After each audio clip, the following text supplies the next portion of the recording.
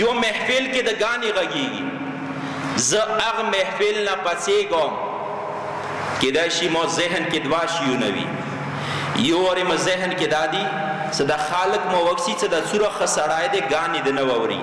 توجه مو شته که نه؟ یو وارې اما نیت دا دی څه نه، اما فریضه دا دی څه زه دغه محفل کې کښېننم، ما باندې واجبه دی څه دغه محفل زه تار کوم.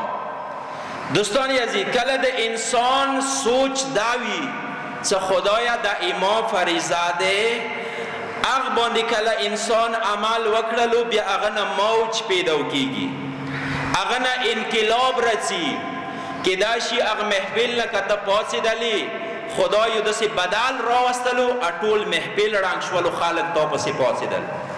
ویلې انسان کې خلوص وي. دوستان عزیز، دویم مثال زه درته دیر کوم. امام خمینی څه کله حج ته لاړلو، حج کې یوه د کتابو والا دکان ته لاړو، کتاب یې خستلو. ښه توجه وکړو، اخلاص څه ته یایي.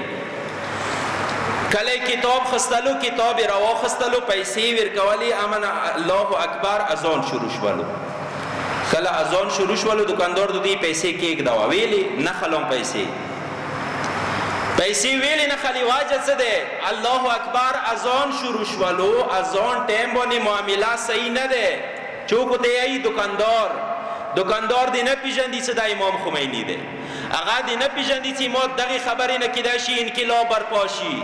دوستان عزیز، هغه دکاندار ویلې پیسې نه خلی، ځکه څه د الله نه ما یې واورېدله.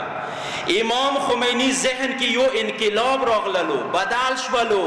څه کله ایران ته راغللو، درو څلورو جلسو کې دا خبره ذکر کا څه او خلکو ما سعودیه کې داسې کاس راولیدلو څه هغه د الله اکبر نه میسه پیسې نه خستلې. توجه مو شته که نه؟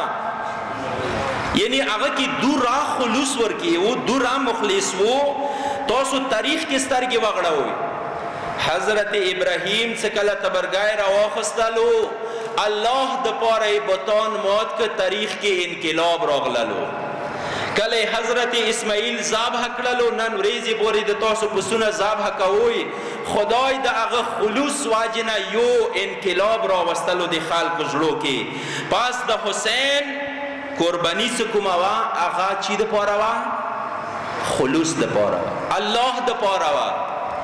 داسې ما یایوئ چې امام خمینی په بیله ځان انقلاب څنګه راوستلو، که راوستلو هغه خلوص واجې نه راوستلو.